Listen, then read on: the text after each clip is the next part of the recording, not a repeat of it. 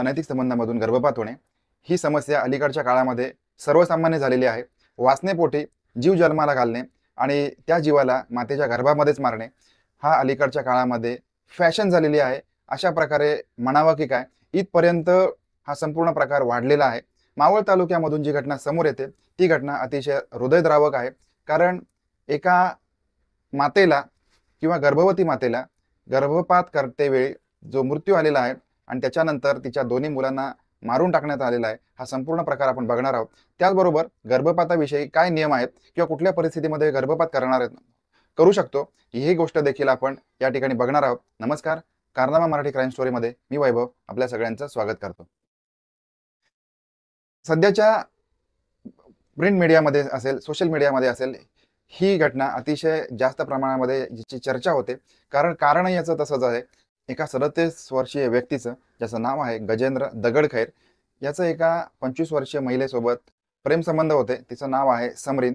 तिचं वय वर्ष आहे 25 आणि या दोघांचे जे असणारे शरीर संबंध होते, या शरीर संबंधामधून या समरीनला गजेंद्र दगडखैरपासून गर्भधारणा झालेली आहे. आणि त्याच्यामुळे मग ही गर्भधारणा झाल्यानंतर त्यांना हे अपत्य नको होतं. याचं कारण असं होतं, समरीन हिला अगोदरच 2 मुलं होती.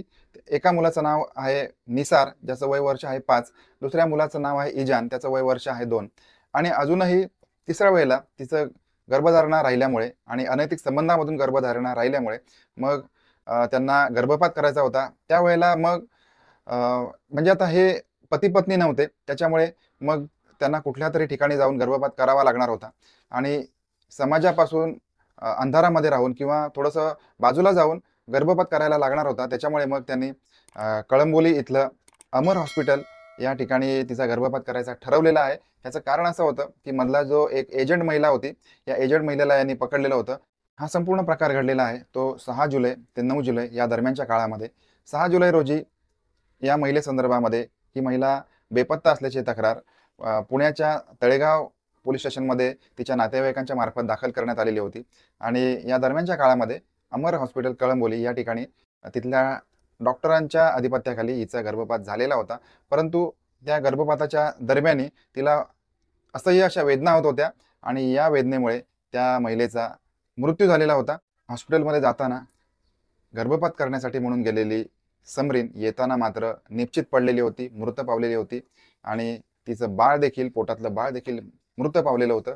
तिची 2 जिवंत मुलं आणि राजेंद्र दगडखैर आणि रविकांत गायकवाड या दोघांनी मिळून परतीचा प्रवास केलेला आहे. आणि येताना या महिलेच्या मृतदेहाचं करायचं काय हा त्यांच्यापुढे प्रश्न पडल्यामुळे मग येताना एका इंद्रायणी नदीमध्ये यांनी हिचा मृतदेह फेकून दिलेला आहे.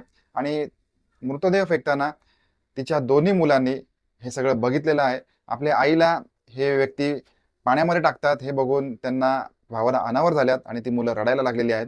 त्यावेळेला मग या दोघांनीही अतिशय निर्दयीपणाने त्या दोन्ही मुलांना जिवंतपणे या नदीपात्रामध्ये फेकून दिलेलं आहे. आणि दुसऱ्या दिवशी आपल्याकडून काहीच घडलं नाहीये अशा आविर्भावामध्ये हे त्या भागामध्ये फिरत होते.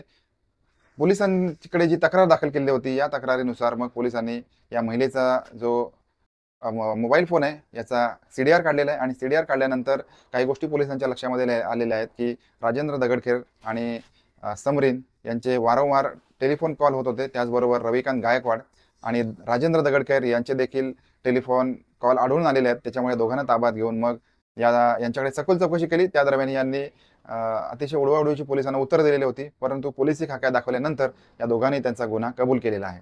आता ही घटना इथपर्यंत सोशल मीडियाच्या माध्यमातून किंवा इतर माध्यमातून आपल्या सगळ्यांना माहिती पडलेली असेल. परंतु गर्भपाताविषयी जे नियम आहेत आणि आपल्याकडे भारतीय दंडविधान अन्वये जे काही कायदे आहेत, हे कायदे देखील आपण लक्षात घेतले पाहिजेत. तर गर्भवती महिलेला तिच्या जीवाला जर का धोका असेल तर गर्भपात करू शकतात. त्याचबरोबर बालकाला काही व्यंग असेल, म्हणजे त्या पोटातल्या बाळाला काही व्यंग असेल तरी देखील गर्भपात कायद्याने मान्य आहे. त्याचबरोबर बलात्कारामुळे एखादी कुमारवयीन मुलगी किंवा एखादी महिला गर्भवती झाली असेल तर देखील तिचा गर्भपात करता येतो. पती पत्नीच्या संबंधामध्ये गर्भनिरोधक काम करत नसतील आणि जर का प्रेग्नन्सी राहत असेल तरी देखील गर्भपात मान्य आहे. अन्य कारणासाठी जर का गर्भपात होत असेल तर त्याला कायदेशीर तरतूद आहे आणि कायदेशीर तरतुदीच्या मार्फतच जर का गर्भपात होत असेल तर तो गर्भपात करू शकता.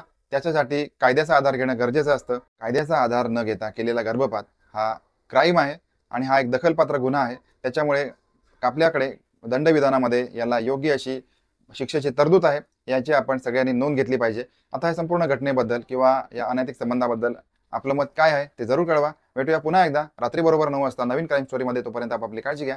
धन्यवाद.